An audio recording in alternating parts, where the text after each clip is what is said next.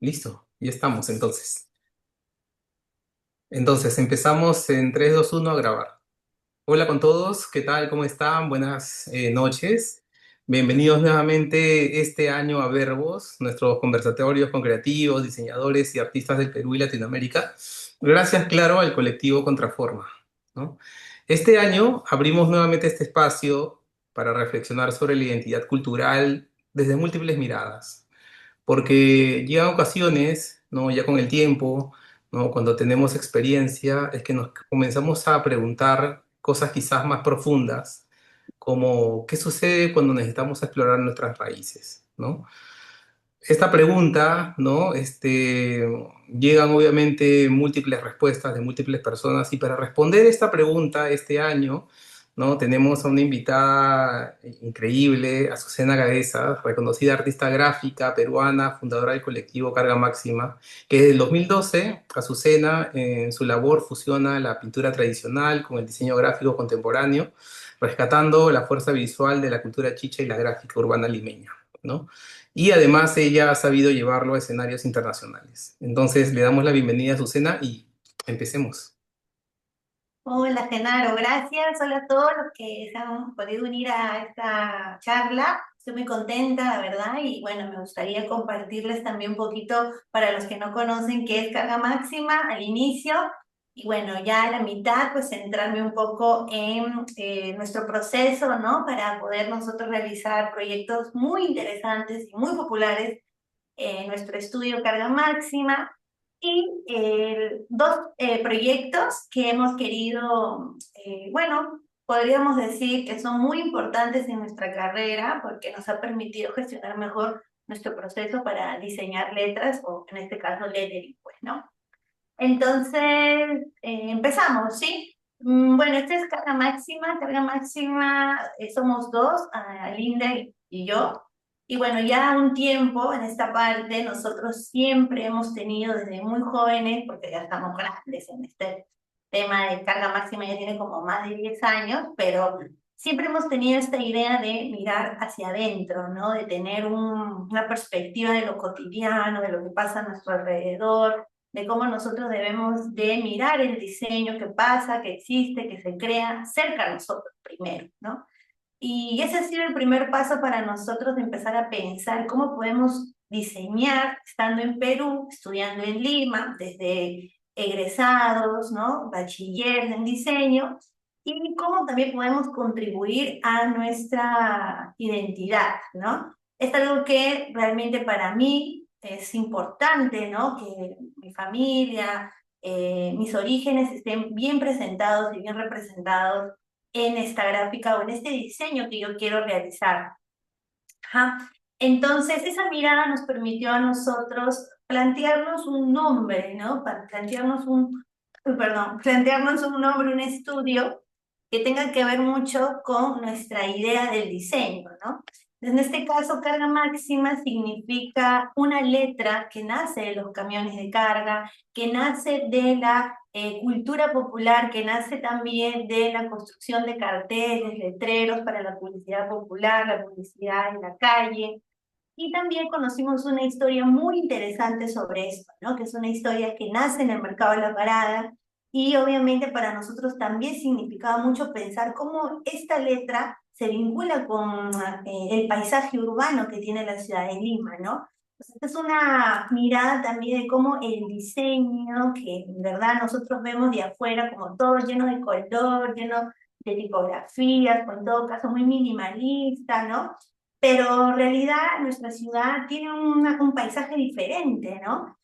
Bueno, no es tan verde, tenemos un cielo gris y obviamente mucho de lo que nosotros podemos llamar la atención tiene que ser colorido. El segundo punto también es que somos muchos, muchos en Lima. Entonces, la publicidad, el diseño callejero es muy impactante porque compite con los demás, ¿no? Tenemos calles, en las cuales los negocios son del mismo rubro y en una competencia, una sana competencia, ¿no?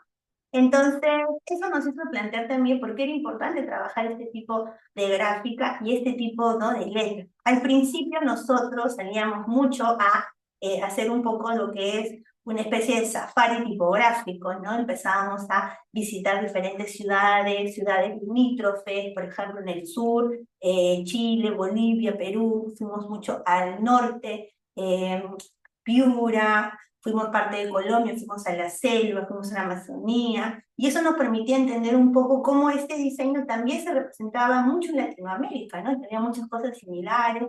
Entonces, algo que aprendí mucho cuando estudié fue que teníamos que hacer algo que, si bien es cierto, sirva y sea utilitario y funcional, y obviamente pueda transmitir un mensaje de alguna marca, producto o servicio, también es importante hacerlo para todos, ¿no?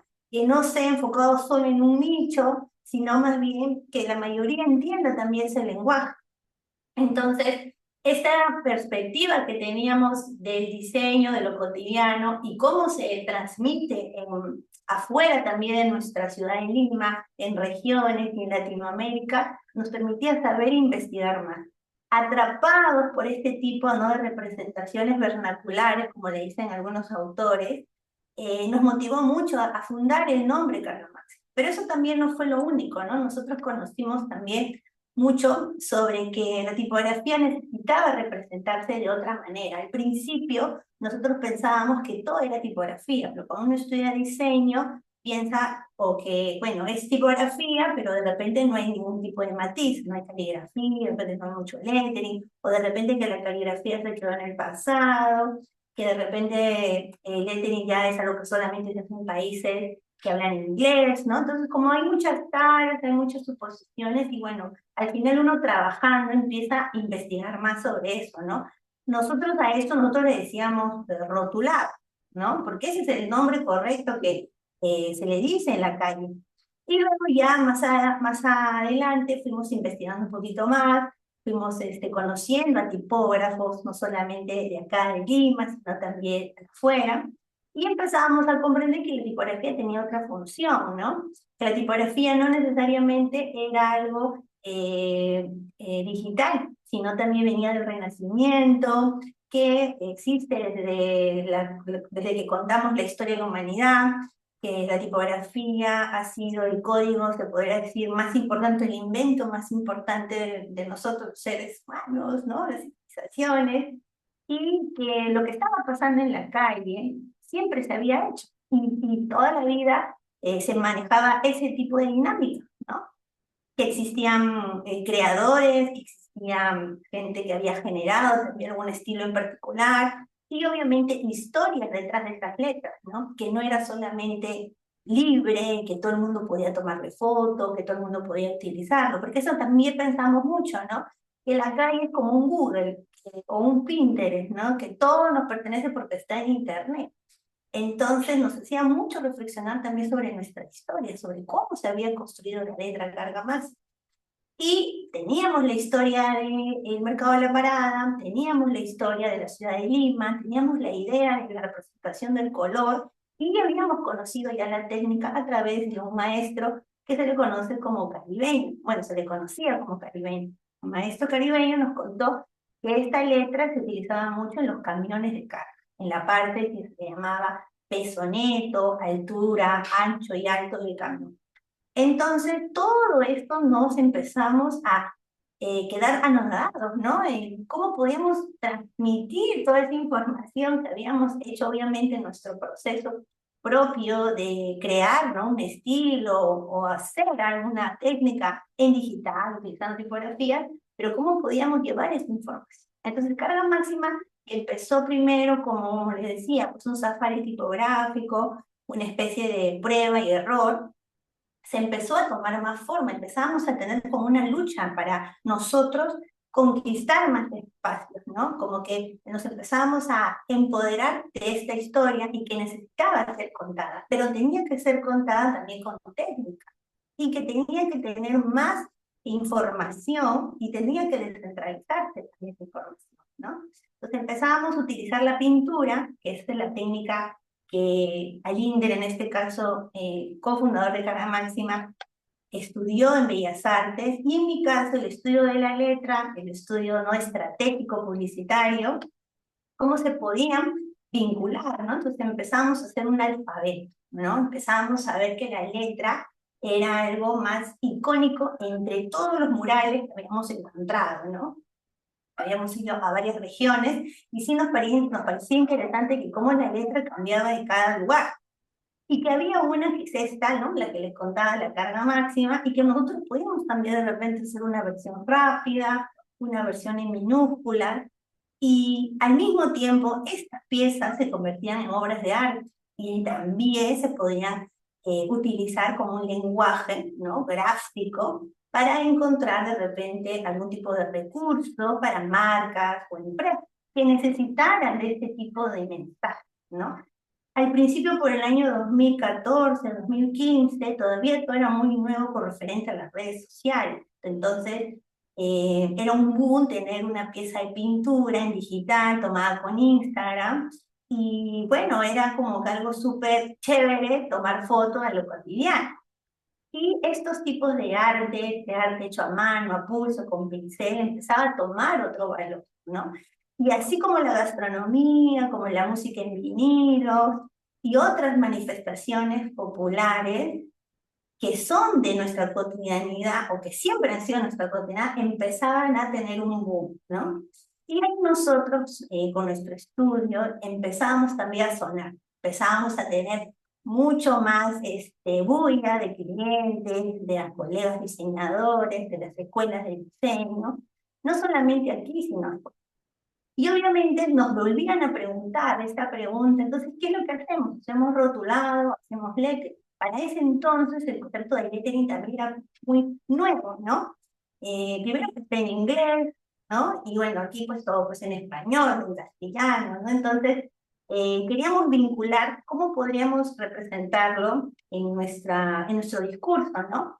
Y en todo caso utilizamos el rótulo, pero ya lo trasladamos al tema de letra. Nos permitía como diseñadores tener un lenguaje más amplio, más general, y no solamente decíamos el rotulado con pincel, sino también podíamos hacerlo digitalmente. Con toda esta información, trabajar digitalmente se nos hacía mucho más fácil comprender la letra, ¿no?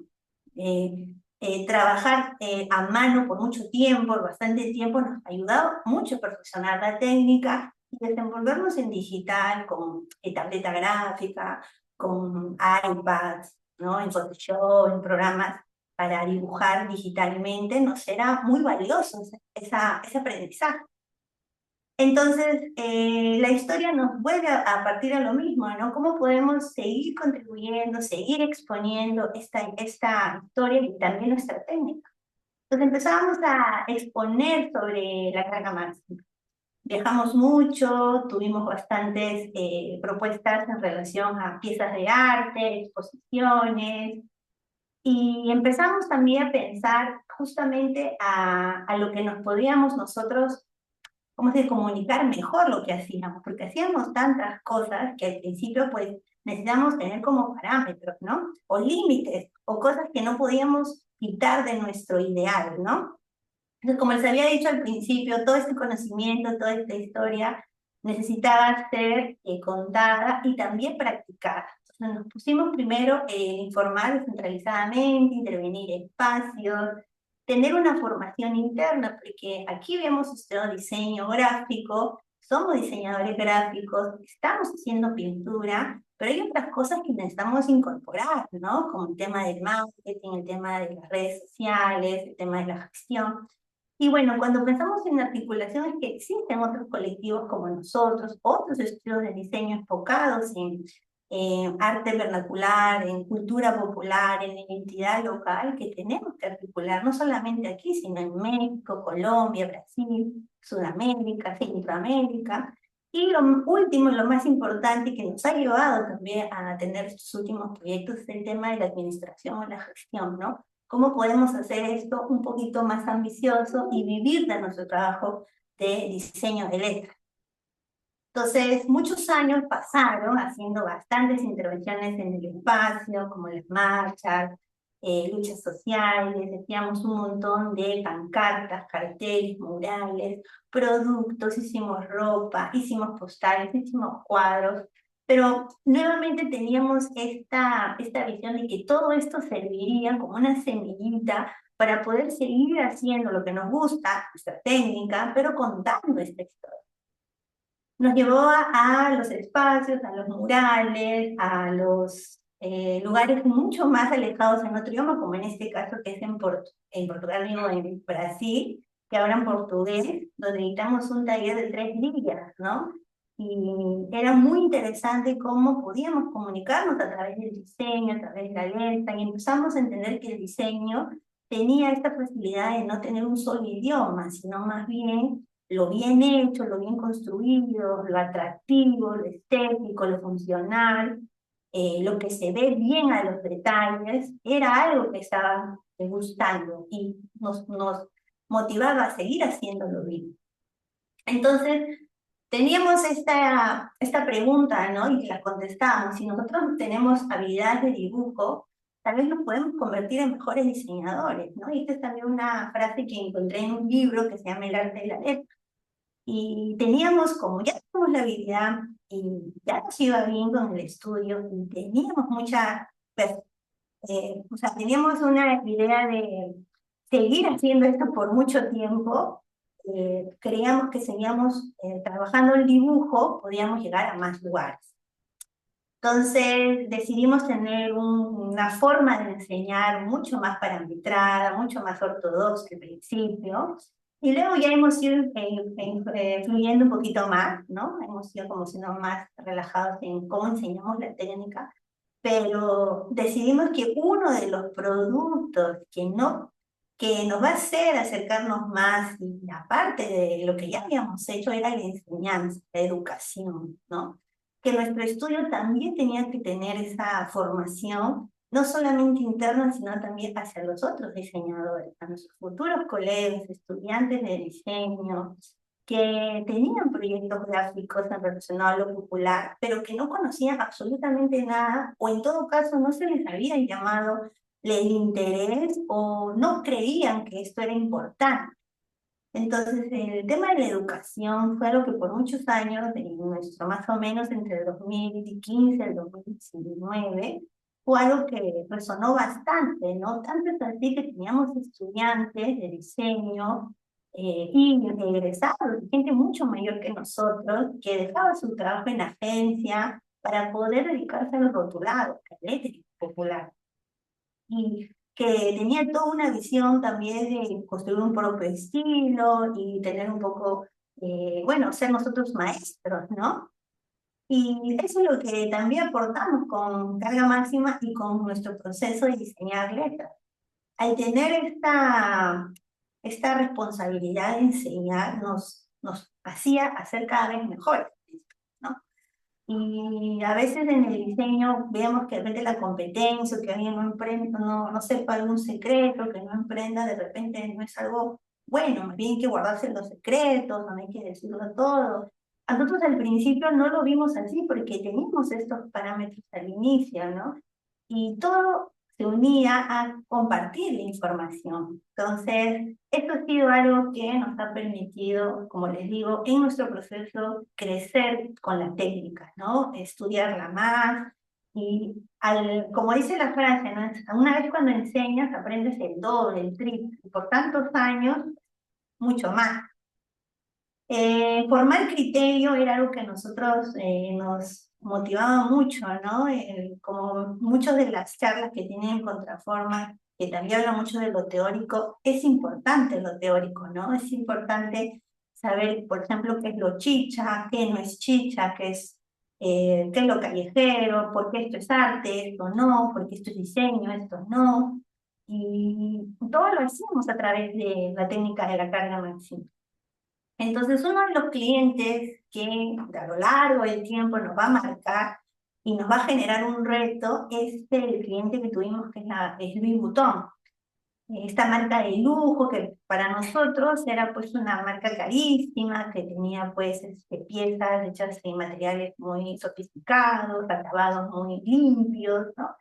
Y jamás pensábamos que podíamos trabajar en conjunto, hacer alguna colaboración. Lo más probable podría haber sido que tengamos algo relacionado a no sé, las letras, pero muy poco se nos pasó por la mente trabajar con esta marca, ¿no? Entonces, aquí justamente en la segunda parte de esta exposición que les hago es cómo nos retamos y cómo seguimos utilizando nuestros lineamientos, ¿no?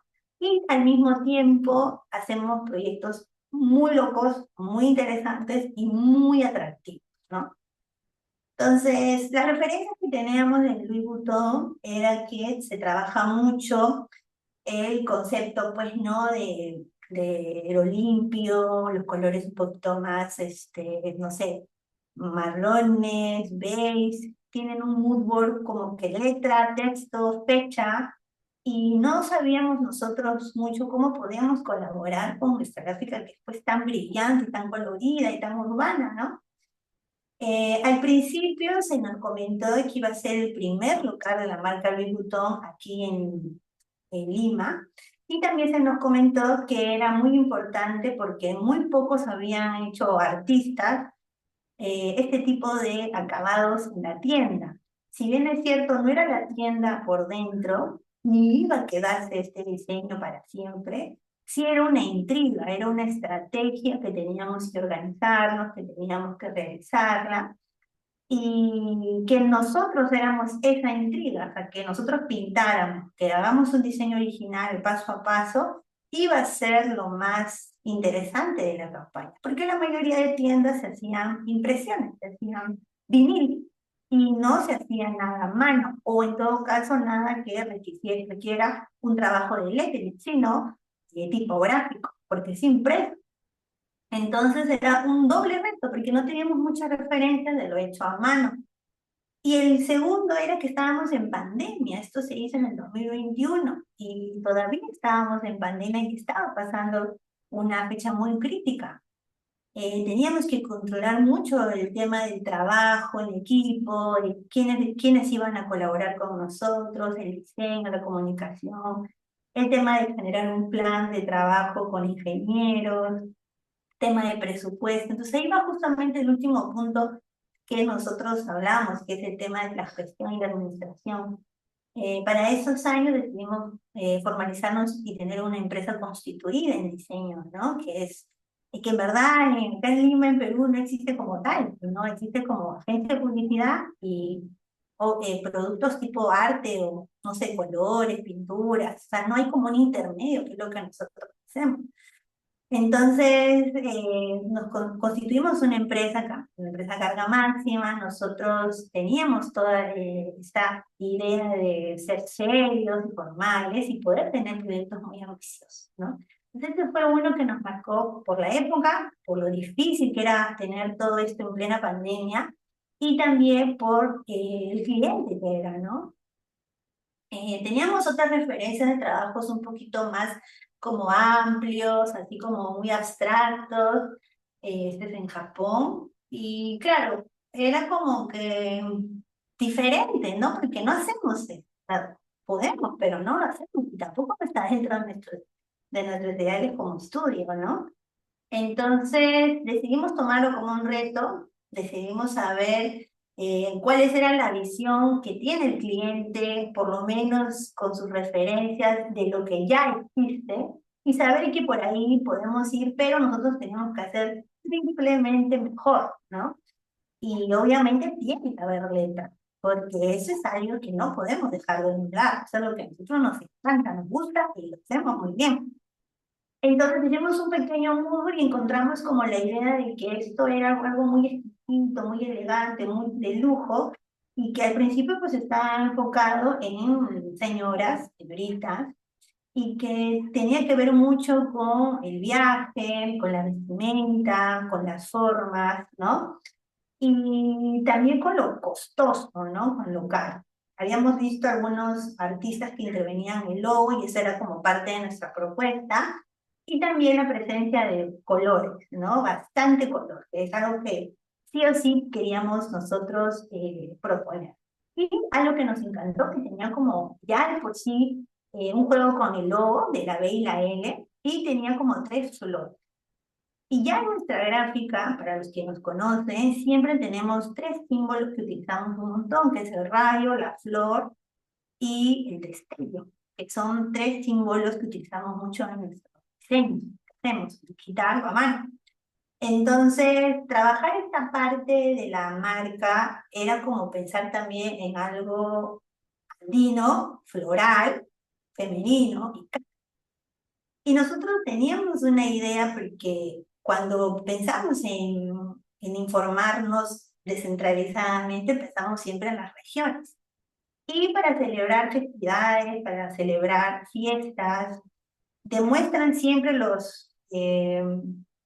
¿cómo se dice? Los mayordomos, como algo caro de la inversión que hacen en esa puesta en escena, en ese evento, en esa banda, en esa comida, en ese festival.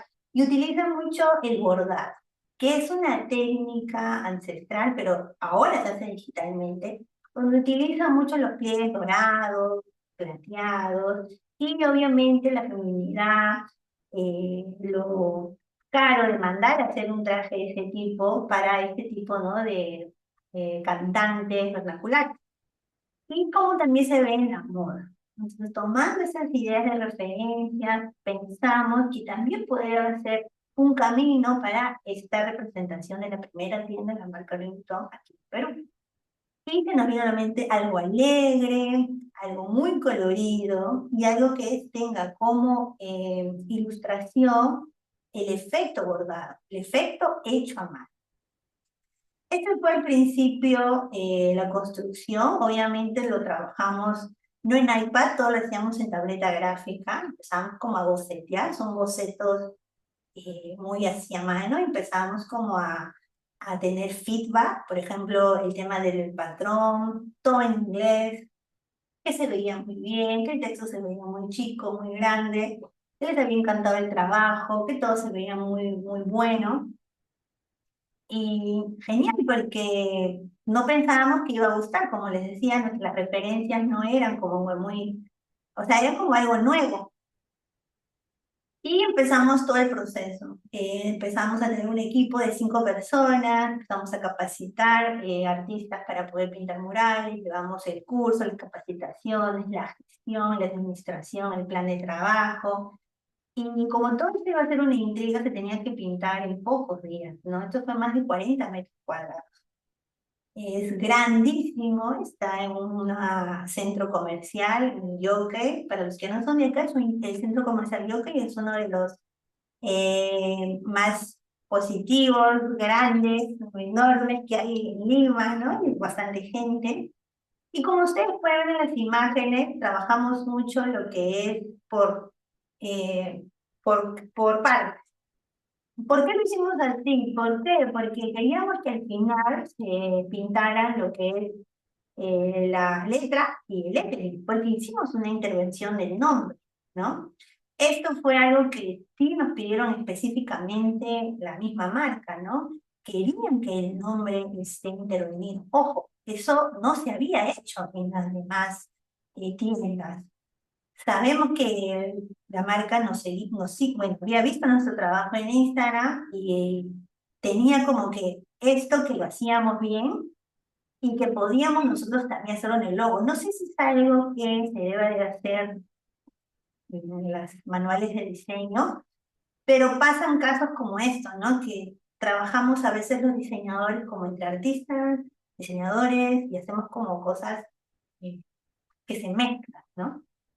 Y bueno, este es el resultado final, en verdad fue muy, muy, muy gratificante, lo hicimos en menos de 15 días, entonces fue todo muy, muy rápido el goce de hacerlo y al mismo tiempo también por la pandemia, como les decía, difícil, pero no imposible, ¿no?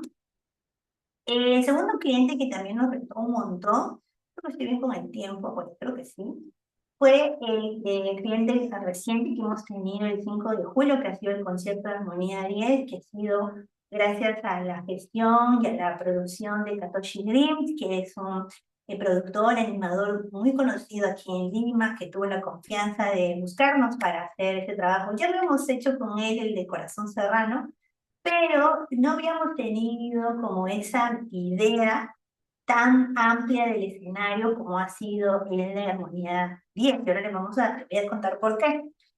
Nosotros creemos que los espacios para intervenir tienen que ser cada vez más grandes, pero no pensábamos que iban a ser súper, súper grandes. Este es un ejemplo de cómo se hace un concierto tradicional de música cumbia, siendo Armonía una de las orquestas de cumbia más emblemáticas, por no decir que está en una de las top de cumbia peruana. Y nosotros vemos de repente que hay temas de falta de legibilidad, hay veces de las imágenes cortadas, de temas de simetría, ¿no? Tema de color, pero es como realmente se hacía o se estaba haciendo antes del concierto de Armonía 10, ¿no? El concierto de Armonía 10, de esa fecha en adelante, ha sido totalmente diferente. Sentimos que hay algo que tiene la cumbia peruana, que es que siempre piensa en grande. Y eso también nos transmite mucho cuando fundamos Carga Máxima, ¿no? Que es, somos una máquina de hacer letras, somos una maquinaria gráfica, ¿no? Ellos son la Universidad de la Cumbia, nosotros somos la maquinaria gráfica popular que no se detiene. Entonces, ahí, por ejemplo, hay cosas que nos tomamos de referencia para poder de repente pensar algo más ambicioso. Y este era el plano que teníamos en formato, el espacio de diseño, como dicen los profesores, que tuve el espacio de diseño, los píxeles, ¿no? Son más de 1000 metros cuadrados. Es enorme, enorme. Y era muy interesante porque, claro, uno lo ve y dice, bueno, ¿y cómo lo podemos poner? ¿Y qué puede ir ahí? Si bien es cierto, habíamos hecho, son más de 20 títulos, y ya habíamos hecho uno con el mismo productor, con Katoshi, para Corazón Serrano, creíamos que para este tenía que ser mucho más interesante, mucho más impactante. Además que, bueno, si bien es cierto, son competencia, uno es o sea, uno es femenino, de integrantes femeninos y otros de integrantes masculinos, pero sí veíamos que el público también era diferente. Entonces, cuanto más grande era la pantalla, como que más me motivaba para hacer cosas mucho más grandes, ¿no? Con la letra. Porque imagínate, nosotros trabajamos un diseño, lo vemos chiquito, y obviamente nadie se va a dar cuenta si te mueves por aquí, por allá, pero hacer una letra de 50 por 50 es grandísimo. Cualquier error se va a notar, el más chiquito. Y bueno, creo que hemos sido pieza clave junto con otros en el equipo. Pero específicamente para ver detalles, creo que sí era algo que nos abrió mucho la mente, ese ojo de diseñador, ese ojo de ajuste óptico y todo eso, percepción visual. Entonces, empezamos a bocetear. Esto es lo bacán, esto es lo técnico, y eso es también lo bacán, pero lo he hecho a mano. Porque todo lo he contado al inicio, ¿no? Todas nuestras referencias, nuestro enfoque, nuestros ideales, nuestros parámetros, nuestros límites, etc. Y bueno, hay una letra que es la letra hecha script, ¿no? Es una letra script, es una letra ligada, perdón. Y es obviamente algo que nos llama mucho la atención porque nos dice, ¿sabes qué? Cada vez que nosotros pensamos en cumbia, creemos que vamos a hacer algo así. Y obviamente para nosotros también puede ser que los clientes tengan eso en mente, que la letra ligada al script es algo que sí o sí se tiene que diseñar o se tiene que trabajar. Y no es la única. Hay muchos estilos más. En verdad son, creo que como dos. Al principio habíamos encontrado 8, pero ahora son como dos estilos, bien marcados. Obviamente entre ellos pues hay variaciones. Pero la letra ligada al script no es la única que puede enfocarse en la cumbia. Además está tan utilizada para otras agrupaciones que creo que ya perdió esa fuerza que tiene al principio, que era como una letra muy orgánica, floral, ¿no? Entonces sabíamos que Serpiente, justo el mensaje no tenía mucho que ver con la canción, o sea, lo alegre, lo floral, sino más bien que era pues una mujer despiadada, ¿no? Entonces, fue una idea, pero no nos quedamos ahí. Igual nosotros tenemos, y eso les aconsejamos a los que nos siguen, tenemos siempre esta idea de trabajo de que todo lo que dibujamos o diseñamos lo tenemos que hacer bien hasta el final. No rechazamos el boceto porque nos sirve como una práctica y nos ayuda a comprender también en ese proceso, sabemos que no va a ir, pero nos ayuda a pensar, imaginar qué otras cosas pueden ir en ese campo, ¿no? No consideramos que las ideas que se queden en boceto deben estar en boceto. Creemos que al terminarlas podemos ver mejor esa realidad que bueno, que estaba ahí cocinando. Entonces hacemos como esta idea, ¿no? Bueno, ya hay como un boceto detrás que es del artista Desertor, es un artista muy conocido acá en Lima, en Perú, en Magdalena, específicamente bien buscado, bien talentoso. Y ahora he hecho como el dibujo detrás y con eso también dónde íbamos a ubicar nuestro lettering, ¿no?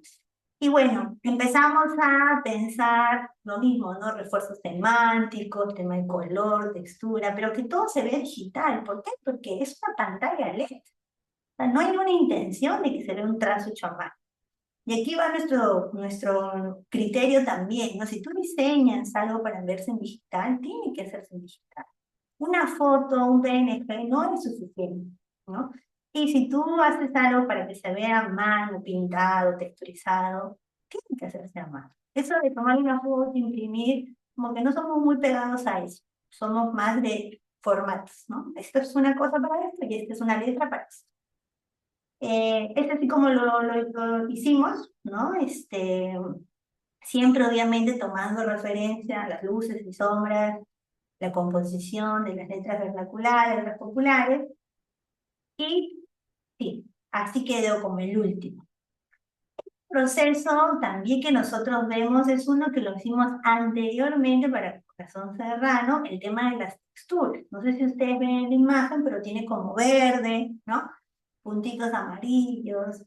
Y esta también es una canción de Corazón Serrano que habla sobre boa, y este sobre serpiente. Entonces, justamente nos ayuda también el tener clientes, bueno, como de cumbia, de música, en seguir pensando en más trazos.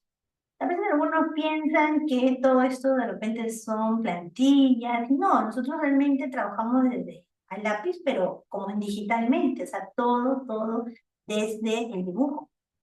Y utilizamos últimamente el iPad para poder trabajar mejor un efecto digital, pero también se puede hacer en Photoshop.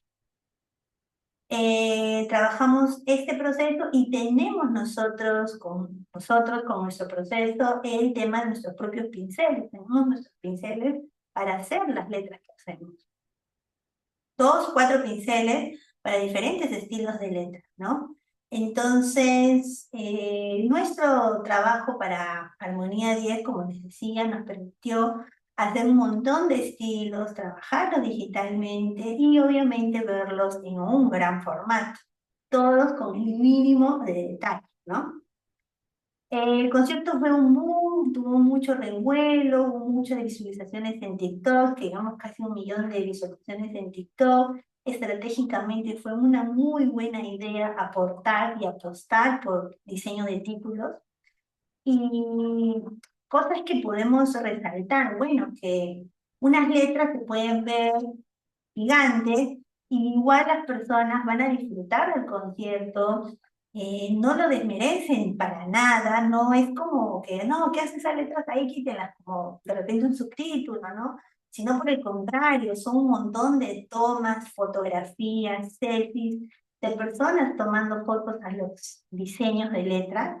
Obviamente también las animaciones de Paolo, las animaciones de Katoshi, y también las ilustraciones del autor, pero específicamente considero que la legibilidad, el tema de la propuesta de color, el tema de abarcar todo el formato, sí fue muy exitoso en este caso, ¿no? Sí cumplió, sí funcionó, a pesar de tener diferentes estructuras o diferentes cambios o personas, tenía todavía la legibilidad, la propuesta era muy notoria, ¿no? Era muy buena desde lejos también y de cerca. Entonces, ya creo que estamos con el tiempo. Creo que nosotros como estudios sí hemos empezado a hacer estas experiencias populares como las queríamos hacer al inicio. Descentralizar toda esta información, creo que lo hemos estado haciendo muy bien a lo largo de los años, y últimamente más con el tema de las letras en diferentes agrupaciones. Creo que cada vez nuestros formatos son más grandes, no sé qué otro formato más grande que hacer títulos para un concierto puede pasar, pero quién sabe, de repente un avión, de repente un bus, ¿no? Y nos ha permitido organizarnos también como diseñadores, ¿no? A veces piensan que como somos creativos, de repente no nos organizamos o no trabajamos detalles o algún tipo, ¿no? de propuesta, y pues no es así, ¿no? Más bien por el contrario, nos gusta tanto lo que hacemos que nos tomamos ese reto en organizarnos cada vez mejor y que todo salga bien, ¿no? Es como cuando uno piensa en trabajar en una ilustración por capas, pues pasa lo mismo cuando uno piensa en diseño, ¿no? ¿Qué es lo que necesitamos? ¿Qué es lo que soporta? ¿Cuál es el formato? Y al final, lo último, el detalle, ¿no? ¿Y por qué? Porque para nosotros lo hecho a mano en digital tiene que verse bien, ¿no? Tiene que seguir siendo nuestra forma de crear como esto, ¿no? Y ese es el mensaje que le dejamos a todos, en verdad, los que desean empezar su estudio, ya lo tienen, ¿no? Ser diseñadores que siempre busquen hacerlo todo bien, que se crean la idea de trabajar formatos impensados. Creo que ese es el gusto, el goce que tenemos nosotros los que estudiamos esta disciplina para poder hacer proyectos muy bonitos y, como ven, proyectos impensados. Gracias, eso es todo. Azucena, qué increíble lo que nos has mostrado hoy día en realidad, ¿no? Yo siento, por ejemplo, ¿no? Que toda esta historia, ¿no? Todo lo que nos has contado, ¿no? Tiene un trasfondo además cultural enorme, ¿no? Gracias por contarnos tu trayectoria, por aclarar cómo Carga Máxima ha ido encaminándose en proyectos cada vez más elaborados, ¿no? Más vistosos también. Yo tengo una primera pregunta porque seguramente hay muchos de los chicos que van a levantar ahora su manito, ¿no? Pero voy a empezar yo. Sí, Susana, la primera pregunta que quizás sea algo redundante, pero hay algunas personas desde el extranjero que desearían saber, ¿no? ¿Qué es la cultura chicha, ¿no? ¿Y cómo sientes que ha cambiado en el tiempo el significado? Sí, al principio el tema de los chichas se vinculaba con algo negativo, ¿no? Peyorativo, por ejemplo, periodista chicha, concierto chicha, gente chicha, noticia chicha, periódico chicha, y era algo que en lo político se veía como algo corrupto, mal hecho, feo, mentiroso, ¿no? Entonces, este era como el concepto, y también, por un lado, desde la fusión, de la mezcla de lo andino con la cumbia, con lo tropical, porque yo por lo menos lo que veo es que siempre hemos querido ser tropicales. O sea, como que nosotros somos de cielo gris, y tenemos padres andinos o familia andina, siempre como la idea de lo tropical es algo que anhelamos, ¿no? Palmeras, delfines, sirenas. Entonces, la chicha justo mezcló eso, ¿no? Lo tropical con lo andino. Y para no ponerle algo que no realmente somos, ponerle un término moderno, nuevo, chicha, pues va muy bien. También porque tiene que ver con la fermentación, porque también existe el vaso de chicha, chicha de jora, chicha de maíz, y en varias partes de Latinoamérica existe el nombre chicha. Entonces, mutó mucho de lo peyorativo a algo cool, algo bien, algo chévere, algo moderno, ¿no?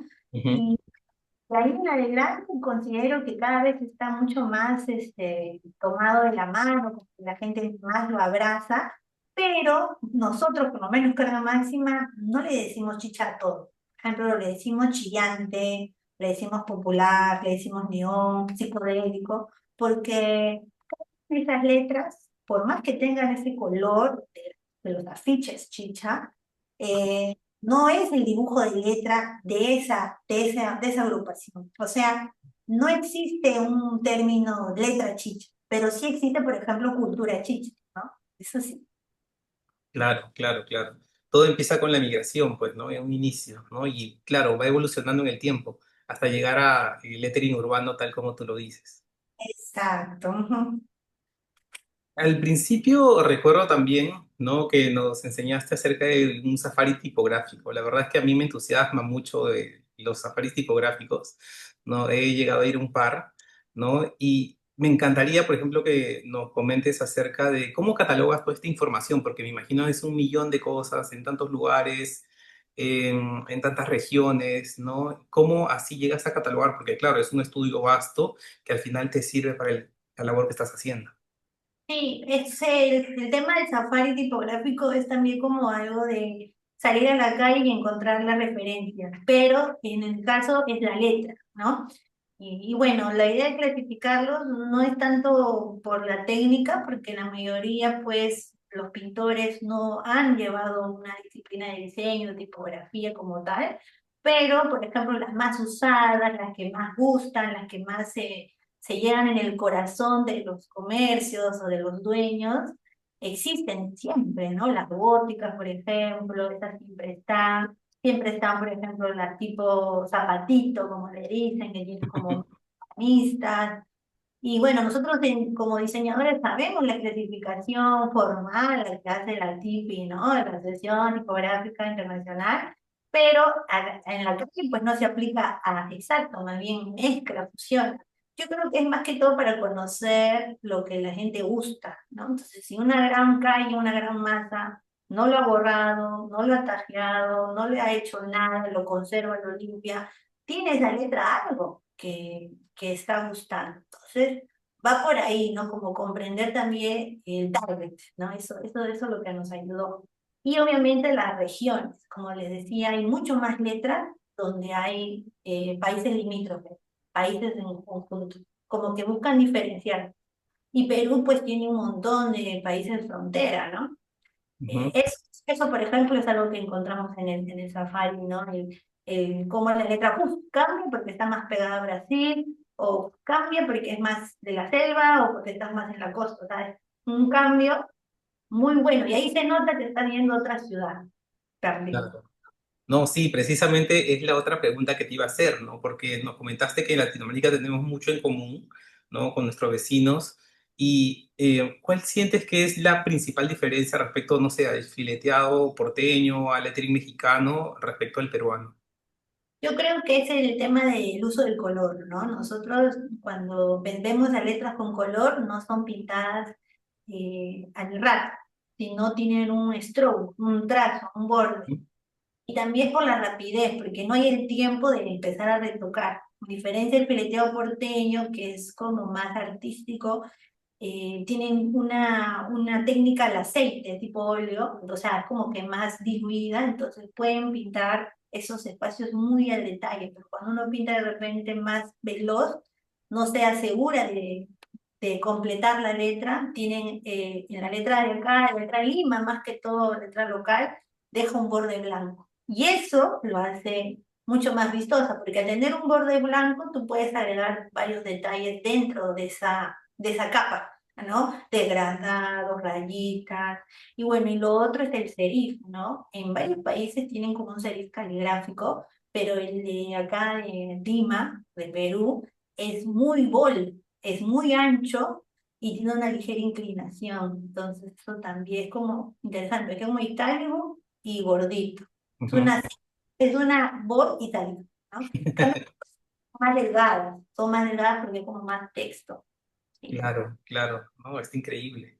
Hay algo que dentro de la presentación también me encantó, por ejemplo, la intervención que tuvieron con Luis Vuitton, ¿no? Y siento que es un ejemplo de cómo las marcas están cambiando, ¿no? Cómo puede una marca dar un discurso potente con acciones, ¿no? De acercarse a las personas, ¿no? De ser cada vez más, si bien globales, se enfocan en estrategias locales, ¿no? Entonces, antes, antes que palabras, acciones, ¿no? Pero a nivel personal, ¿cómo sientes que el lettering popular está rompiendo barreras sociales y culturales? ¿Hasta dónde podemos llegar? Sí, yo pienso que siempre ha estado, ¿no? El lettering popular, las letras callejeras, siempre han sido como que siempre han estado ahí, solamente que ahora más personas se están acercando. Ujú, porque esa gráfica siempre ha tenido un valor, ¿no? Solamente que de repente ahora pues hay más libros, hay más internet, y ahora por ejemplo con la IA es es un poco muy difícil imitar un trazo a mano. O sea, puedes hacer un trabajo artificial con inteligencia artificial tipográfico, pero no un trazo manual como de pintura o de algún rotulista, ¿no? Que de repente tú sabes que ese va muy bien con tu marca. Eso lo ha hecho, por ejemplo, en Brasil, un grupo que se llama Letras que Fluctúan, que son letras de barco, ujú. y, por ejemplo, hacen todo un manual, un libro, y protegen mucho ese tipo de letras para los pintores amazónicos. O sea, yo, por ejemplo, que soy de Lima, no Ajá, podría, no podría hacerlo porque quiero, porque no es mi identidad. Entonces, si viene Disney, en ese caso, Disney quiere eso, tendría que ir a ver a los maestros vernaculares de la gráfica amazónica. Entonces, ahí viene, ¿ves? Cómo cambia. Ese es como que lo que está cambiando ahora. En nuestro caso, como nosotros somos así de entregar, no creemos que debe pues haber un límite porque el límite es gigante, ¿no? Pero si encontráramos de repente algo más originario, como, no sé, algo hecho por las comunidades Shipibo conmigo en Cantagallo, tendrían también que protegerse, ¿no? Como ha pasado recientemente, diseñadores o artistas, o en todo caso marcas, ¿no? Que quieren esa gráfica. Claro, yo lo puedo hacer, pero en sí la idea es que se siga conservando de esa región, ¿no? De ese lugar. Yo podría hacer otra cosa para otra marca, pero que no tiene una representatividad exacta, sino fusionada con mi estilo, por ejemplo, ¿no? Yo en mi caso, mi letra carga máxima es una letra que ha sido para nosotros un estilo particular. Si bien es cierto, hay letreros de carga máxima, no son iguales a los nuestros y nosotros tampoco buscamos hacerlos idénticos, ni ellos a nosotros, porque como es otra marca, no se puede quitar, pero pasa mucho el tema de los plásticos, ¿no? Entonces a veces las marcas tienen que cuidarse mucho también, porque claro, pueden decir, sí, es peruano, yo lo puedo hacer, lo hago mal, ya no importa, pero si lo hago copiando a un artista o a un diseñador, ahí sí es obviamente un tema, pues preocupante, ¿no? Porque el futuro no debería hacer eso, debería más bien saber quiénes son para solicitarles a ellos el trabajo. claro que sí, ¿no? La apropiación cultural. Mira, justo Paula está levantando la manito. Muchas gracias, Paula. Danos tu pregunta para Azucena. Hola, Paula. Hola, ¿se escucha bien? Perdón. Sí, sí, Sí, ahora sí. Sí. Sí. Bueno, primero iniciar diciendo que admiro mucho tu trabajo. Vengo como que varios años siguiéndole porque tú me dictaste la clase de lettering y tipografía en Toulouse. Entonces, como que siempre he estado viendo por ahí qué es lo que están haciendo y el hecho de que saliera esta charla ya se me hizo como que muy, muy interesante. Me encanta todo lo que has contado acerca de tu proceso creativo, ese ojo para ver, porque si era algo que a veces yo notaba en clases cuando se toca este tipo de temas, ¿no? La gente, o en general incluso desde afuera, desde el extranjero, puede uno tener una idea de la letra chicha, pero es que no hay solamente un tipo de letra chicha, sino que hay muchas. Y hay muchas veces las personas no lo toman en cuenta, ¿no? Como que uno entiende cuáles son los más mainstream, pero hay muchísimos más porque viene desde ya una historia de las migraciones, del mismo trabajo de los, no sé si se dice letristas o maestros del lettering que hacen, qué sé yo, en las combis o en los negocios. Y a través del Perú hay varios tipos, ¿no? Que pueden ser estudiados ampliamente. Y yo quería preguntar dos cosas, ¿no? Acerca cómo has desarrollado tu proceso para llevar algo de lo artesanal a lo digital, aún conservando, porque como veo, haces todavía tus bocetos y así antes de digitalizar algo y creo que eso lo hace muy interesante. Y también quería preguntar, justo conectado con la pregunta anterior que hizo Gerardo, que era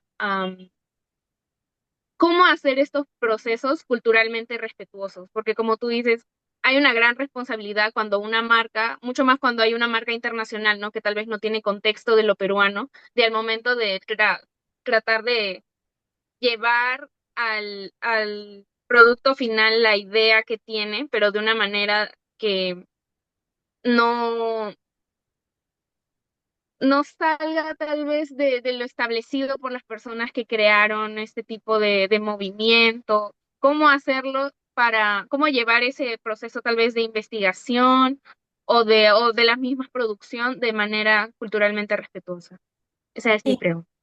está bien, buenísima. Sí, lo mismo que le digo a los chicos, ¿no? A veces lo mismo pasa con el lettering y la caligrafía. Por ejemplo, hasta el día de hoy te estoy enseñando una caligrafía fundacional que la creó Edward Johnston. Edward Johnston la encontró, la modificó de un manuscrito de Winchester. Ese manuscrito lo hizo otra persona, pero la caligrafía fundacional de Edward Johnston marcó un antes y un después, y tuvo un valor diferente en las escuelas de diseño. Entonces, para saber qué es respetuoso en ese caso es quién le aporta o quién de repente está haciendo un cambio o otra perspectiva diferente, ¿no?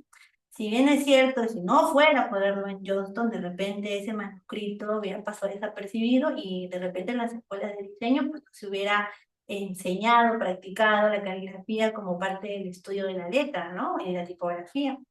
Entonces, lo primero es conocer a los protagonistas. Si tú sabes, como estudiante, como diseñador, que existe gente que lo hace, ellos deberían de hacerlo primero.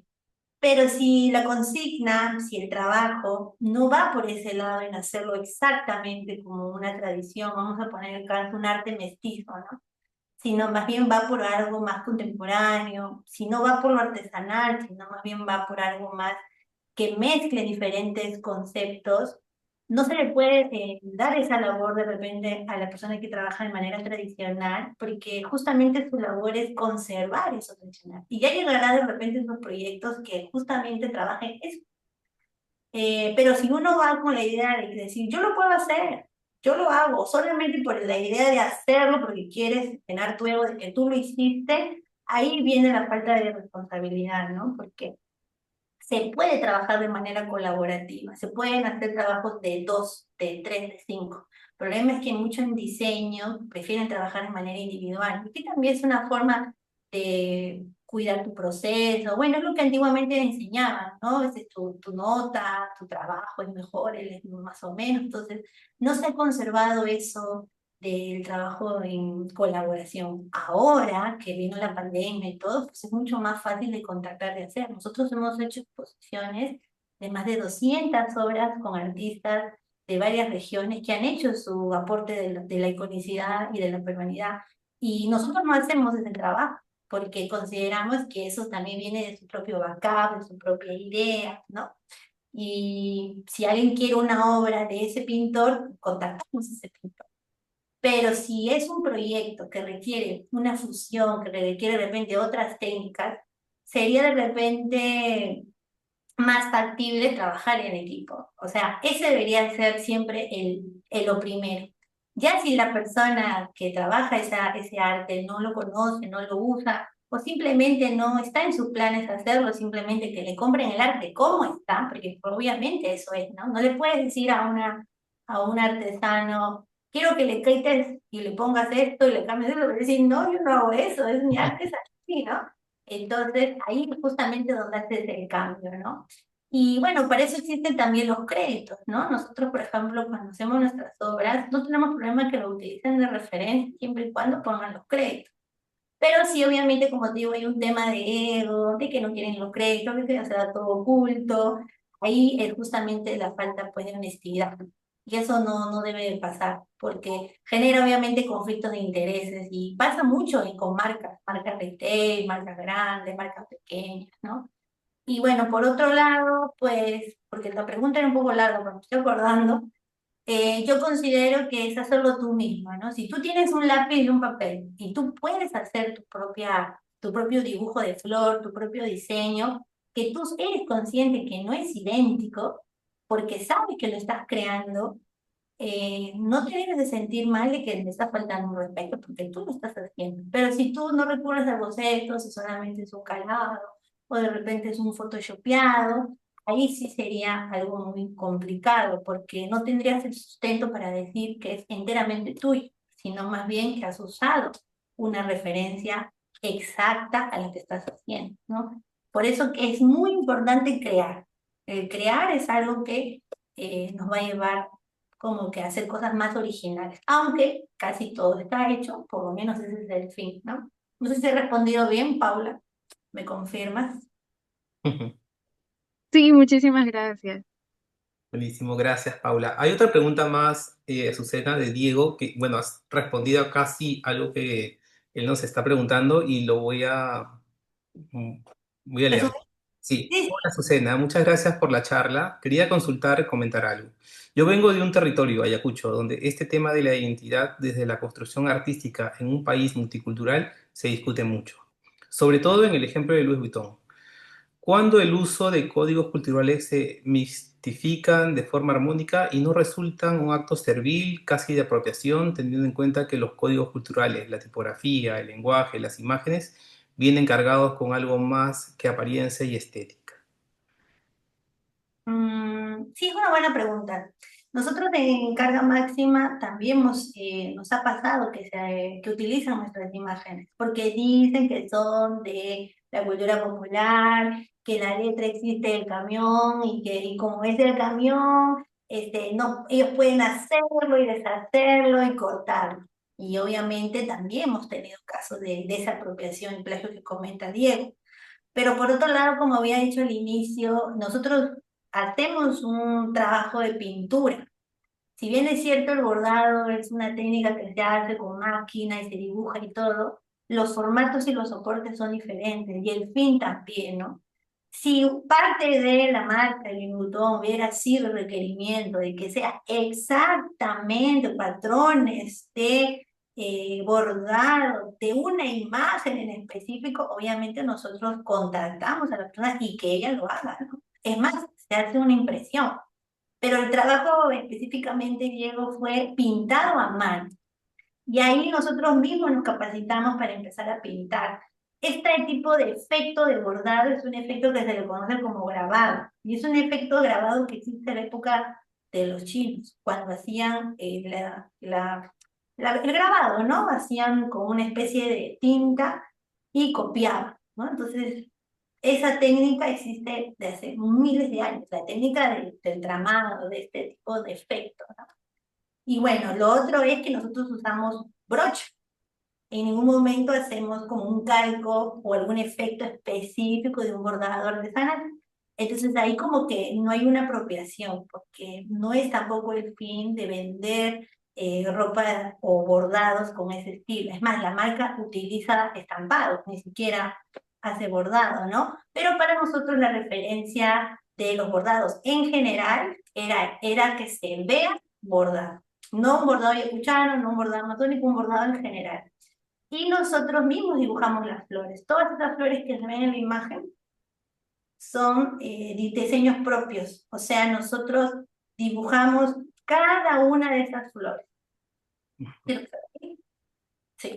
Y si ustedes hacen una búsqueda de bordados en internet, no van a encontrar, uy, no cargo la imagen, pero bueno, no van a encontrar una exacta, porque nos aseguramos que no exista una copia de otro artista, no, eso no es parte de nuestro proceso. Por eso consideramos que de repente es más, es las letras carga máxima y las ilustraciones carga máxima, ¿no?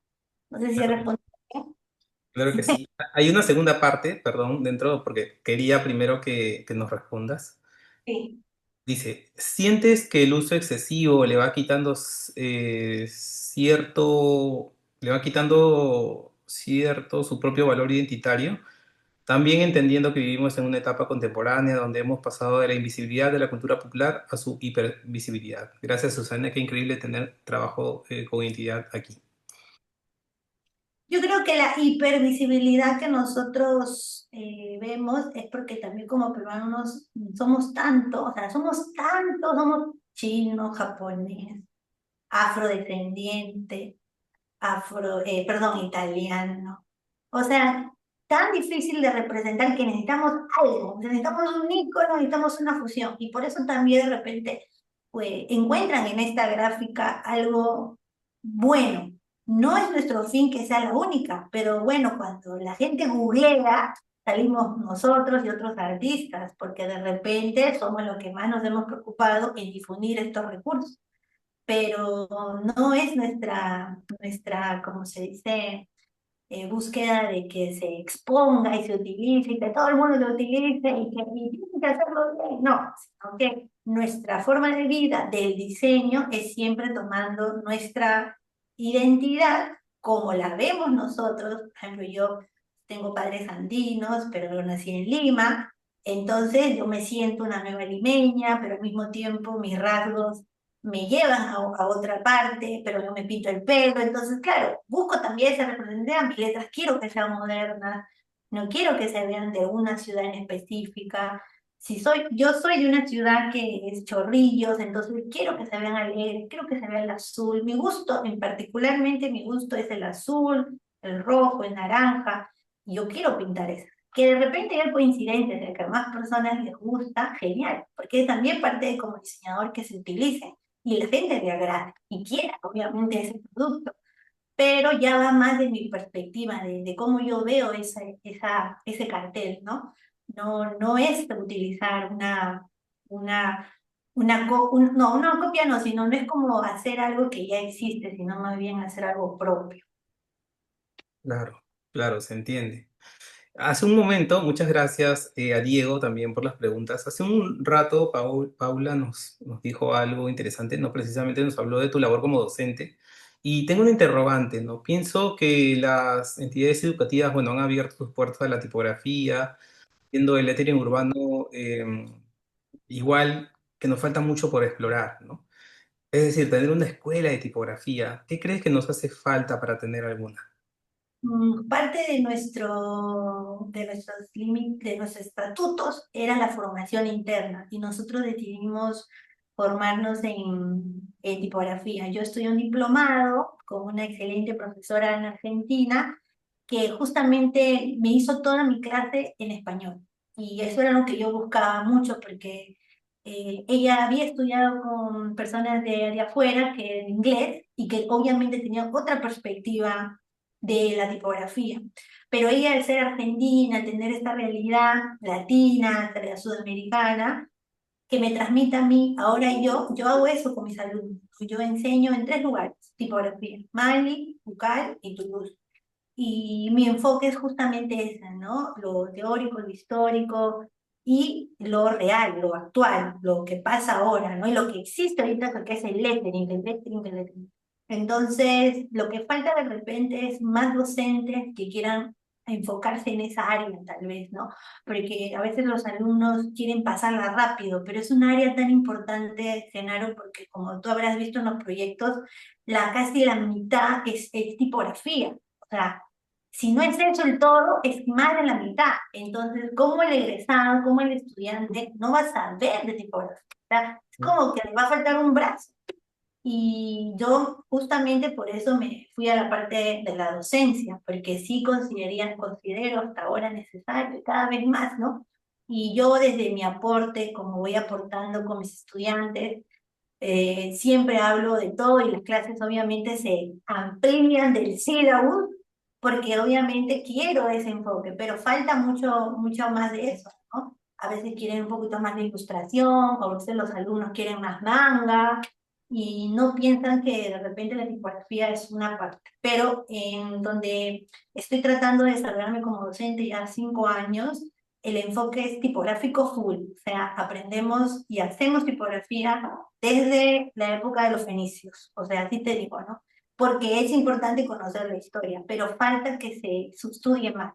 Por lo menos que tengamos libros en español, por ejemplo, eso ya es, y que a la mayoría a veces trata de hablar más de la marca, del proceso creativo o del producto y no tanto de la letra porque considera que todas las letras ya se hicieron, pero hay varias diferencias, caligrafía, tipografía, y eso también falta divulgar, falta más divulgación, me parece.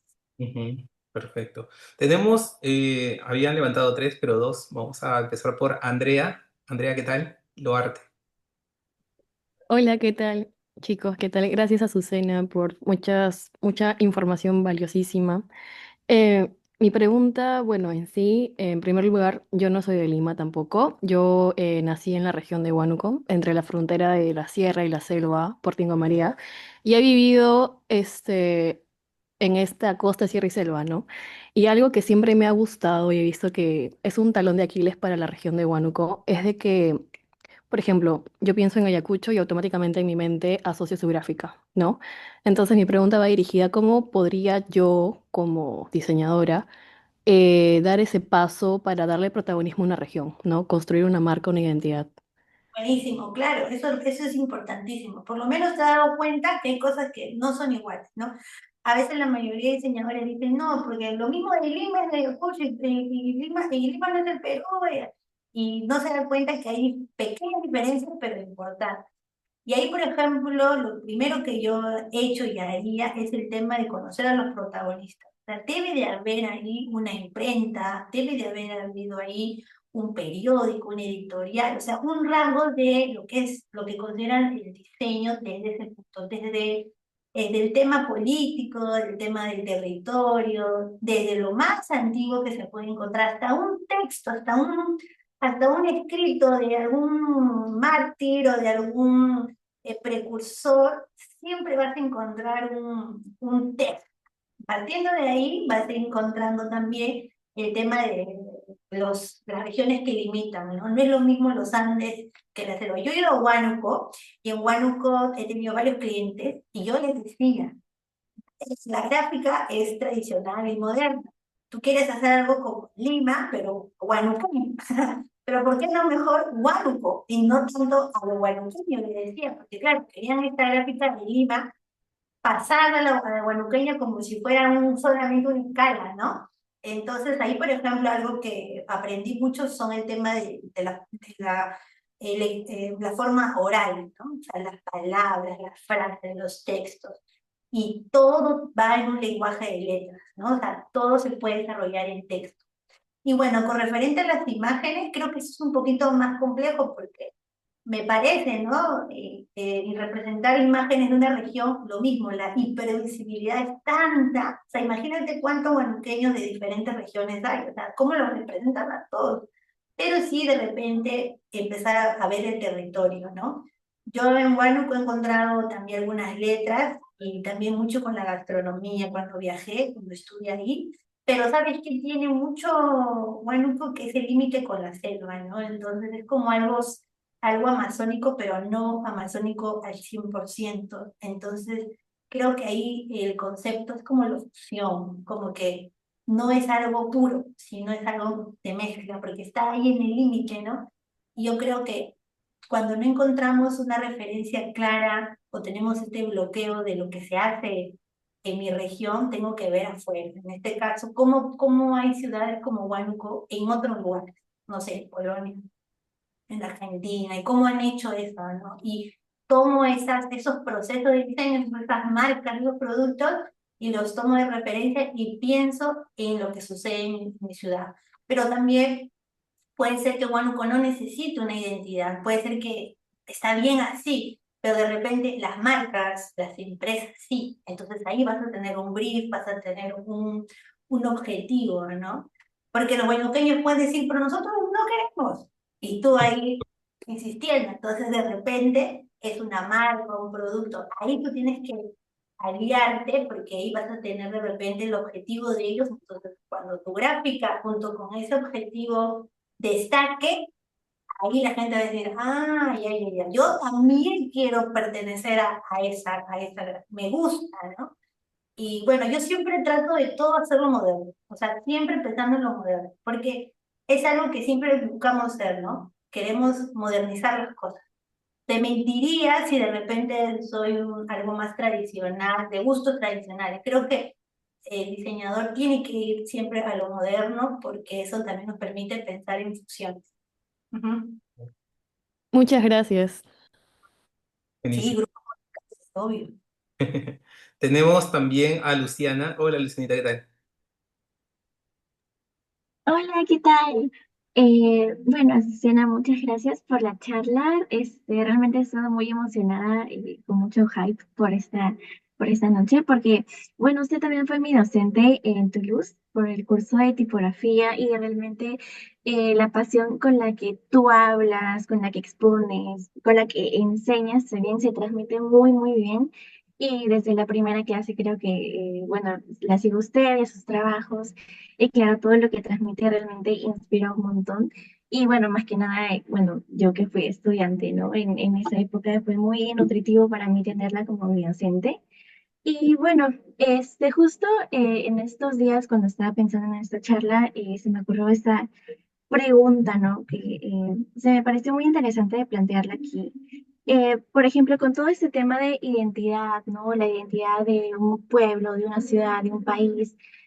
Nosotros como creativos y las personas que están dentro de, bueno, de estas sociedades artísticas, digamos, entre nosotros sabemos y reconocemos muy bien el valor que tiene el arte, el diseño gráfico. Sabemos el valor que tiene que, por ejemplo, no sé, un mural de una ciudad tenga una ilustración llena de vida y colores, y que represente bastante bien todo lo que son, pues, las personas y la historia y cultura que tenemos. Sin embargo, por ejemplo, con el logo de los Juegos Panamericanos del Lima 2027, pues tenía como esta duda, ¿no? O sea, nosotros sabemos muy bien el valor que tenemos, sabemos muy bien que lo podemos explotar en cuanto a gráficas, motion graphics, ilustraciones, etcétera, etcétera. Pero, ¿cómo podemos hacer nosotros para que personas fuera del rubro puedan darse cuenta del valor que nosotros tenemos, ¿no? Como cultura y cómo es que nosotros, bueno, básicamente somos comunicadores de toda esta historia, ¿no? Y bueno, básicamente esa era mi pregunta. Sí, nosotros cuando empezamos con carga máxima, muchas personas nos decían, ya, pero ¿dónde está el libro? Yo quiero el libro. Ya, yo quiero comprar un zapato, yo quiero comprar un gorro. O sea, mucho a veces nos acercamos con los productos, ¿no? Porque la gente dice, está bonito, lo puedo poner en mi casa, a ver de qué trata. Entonces, aquí como que, por lo menos en lo local, nos hemos acostumbrado a tener o sea, ser como la carátula y ahí después soltar toda la información. Pero ahora creo que al ver tantas escuelas de diseño, estudios de diseño, que no es como antes habían poquísimos. Ahora hay tantas diseñadoras, también egresadas, muy capas, talentosas con sus estudios.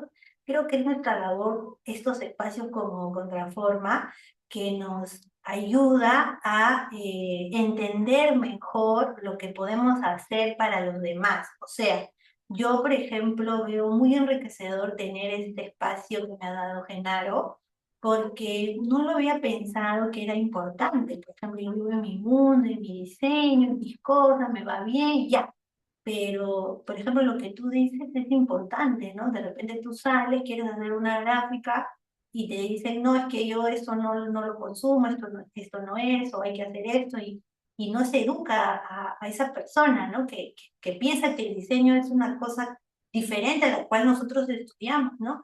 Entonces, yo pienso que debe haber más espacios como este, ¿no? Eso va a hacer que se cambie esa perspectiva que hay. Y así empezaron muchos pensadores también diseño, ¿no? Congresos, festivales, charlas. Eso ayuda mucho a poder explicar también cómo es el diseño que hacemos, ¿no?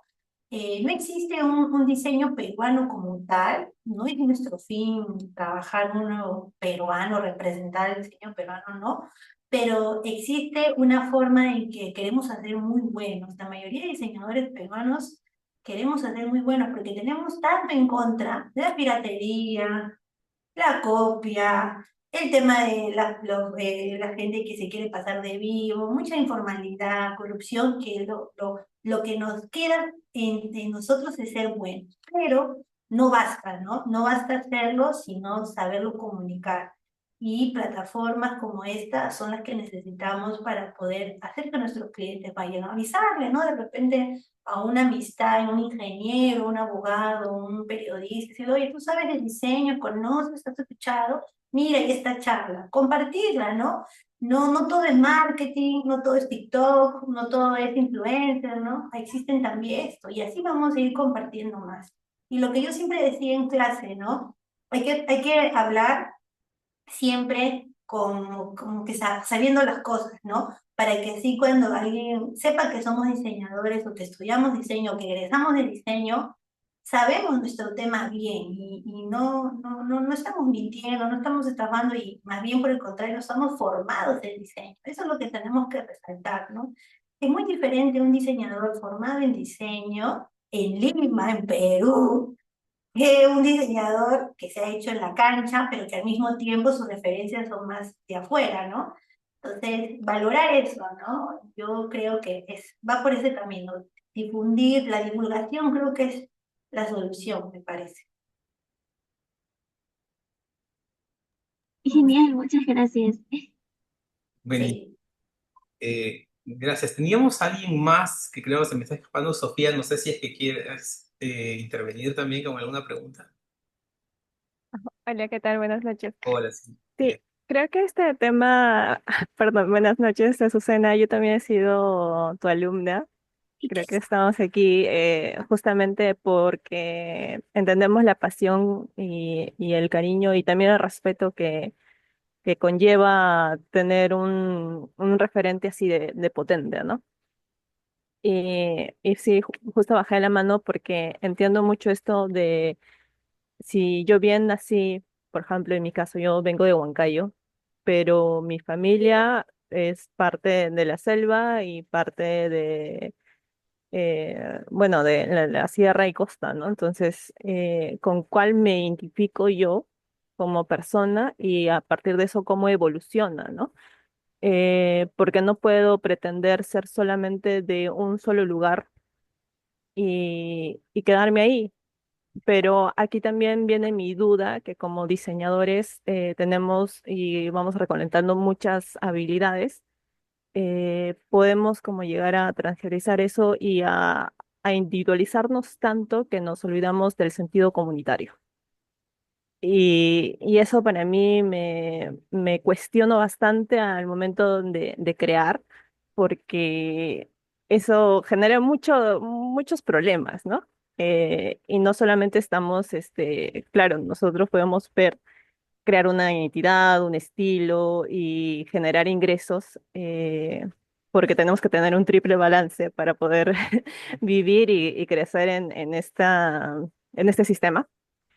Pero si bien yo siento de que por tu parte hay bastante responsabilidad con el hecho de divulgar la información, de dónde se proviene y todo esto, por ejemplo, yo entré en conflicto con el proyecto de Luis Butón, porque si bien hay un sustento de que las flores sean distintas para que no sea un plagio, lo siento, siento esta referencia como muy estilizada, ¿no? Y lo cual es hermoso a la vista. Sin embargo, también me lleva a pensar de que estamos hablando de una marca Louis Vuitton internacional y que tiene también un contexto también histórico detrás, ¿no? Entonces, por ahí también era como que entrar en conflicto, ¿no? De cómo podemos fusionar estos dos conceptos y que puedan entrar en armonía o realmente puede como que socavar mucho de la identidad al final del sentido comunitario que tenemos como peruanos, ¿no? Eh, Creo no es una pregunta como tal, no es bastante un cuestionamiento de cómo como diseñadores y con las herramientas que tenemos damos un, un comunicado, ¿no? Y claro, obviamente no solamente es como la imagen, sino que como hay que toda una historia detrás y es súper difícil manejar la historia y el cuestionamiento que puedan tener distintos puntos de vista, ¿no? Y es algo que mm, me, me rompe la cabeza mucho. Y el otro lado, el otra pregunta, bueno, ahí sí una pregunta, cuando mencionabas sobre que la técnica tiene que ser, si es manual, que sea manual, y si es digital, que sea digital. Por mi parte, yo me gusta bordar bastante, me gustan como las texturas textiles. Y esto estoy como haciendo pruebas para llevarlo también a lo digital, pero sin que se pierda este alma de ser manual, ¿no? Entonces mi pregunta ahí era como que tu perspectiva de que sea manual, manual y digital, digital, ¿es puramente técnico o hay como otra perspectiva adicional ahí? Sí, mira, la parte del Louis Vuitton, yo también reflexionamos mucho con el Inter porque nosotros no tenemos ni siquiera en nuestra mente comprar ahí, o sea, en verdad no nos aporta en nada, ni siquiera nos ha regalado un bolso, o sea, nada, ¿no? Pero nos pusimos a pensar también en la oportunidad de hacer algo propio. O sea, como teníamos un lienzo libre, un poco compensó la idea de que la marca, que era una marca de lujo, una marca obviamente que tiene como estas marcas una historia detrás, nos dejaba hacer nuestra propia creación, nuestra propia, o sea, no teníamos como un parámetro de esto es así, esto tiene que cambiar muy poco, ¿no? Entonces lo vimos más como una propuesta artística que como diseño como tal, ¿no? Pero sí utilizamos las técnicas del diseño para el proceso, el boceto, el dibujo, el digital, el dibujo vectorial, el tema de de la paleta cromática, pero en sí como tal fue más que todo una propuesta artística, como un mural, básicamente. Lo incluimos en el grupo de mural. Entonces ahí sentíamos que nos estaban dando una pared, nos estaban pagando por hacerle un diseño que queríamos y aparte iba a tener algo de lo que nosotros consideramos que es estéticamente muy llamativo y muy visual y iba a cumplir una de las funciones que era llamar la atención. Entonces eso como que fue lo primero que pasó por nuestra mente, ¿no? Pero claro, te cuento que esto al final se rompe, se destruye, es un yeso, es un triplay y desapareció. O sea, fue efímero. Quedó en la fotografía. Y claro, al principio Louis Vuitton le gustó y quiso llevarse el friso. Esto está hecho de triplay con yeso. O sea, no pensaron que iba a quedar de bien y nos buscaron, nos llamaron, nos hicieron, y ya nosotros ya había perdido ese fin, porque su fin era que se iba a romper, o sea, que iba a hacer la inauguración, ¡brum! Se rompió, se perdió la magia y adentro estaban los productos. Y éramos más partidarios de eso, justamente por lo que tú mencionas, porque ¿qué aporta tanto ellos al Perú? Pues solamente es una empresa que va a traer trabajo. Pero más allá de eso, en el arte, no, porque de repente si hubieran querido trabajar artísticamente, nos hubieran pedido que intervengamos de repente un diseño para sus productos, como carteras, bolsos, pero más que todo era como un servicio, me parece. Y lo bueno de este proyecto es que todos los que trabajamos fueron artistas, fuimos 5. Y en una época de la pandemia, que también era importante visibilizar eso, a pesar de estar con la mascarilla, fue muy retador. De repente lo otro no nos hizo reflexionar y al milímetro, ¿no? Y tal vez en otra época, una época pre-pandemia, hubiera sido la historia diferente, pero también lo contamos como anécdota, ¿no? Porque lo más probable es que, que el proyecto no saliera, ¿no? Porque se iba a destruir, o sea, ¿por qué pagar por algo que se va a destruir si al final va a quedar la pared como es, ¿no? Pero quedó en fotos, ¿no? Y eso es lo que justamente les trato de contar, ¿no? Que el diseño no solamente es en sí la obra o el dibujo, ¿no? Sino también el pensar en el diseño, o sea, el proceso que hicimos, ¿no? Eso creo que fue. Y la otra pregunta, y para terminar, esa la segunda pregunta sobre, déjame acordarme, Sofía, ¿cuál era? Sí, el proceso de que lo digital se quede digital y Yo lo manual, manual. el bordado, más hablaba de la tipografía. Por ejemplo, a veces hacemos letras y la gente dice, oye, quiero que la imprimas. Pero yo le digo, pero está pintada a mano. ¿No es mejor que te lleves el letrero a mano? O sea, como que vamos a eso, ¿no? Si tú la quieres a mano es mejor eso, o una fotografía.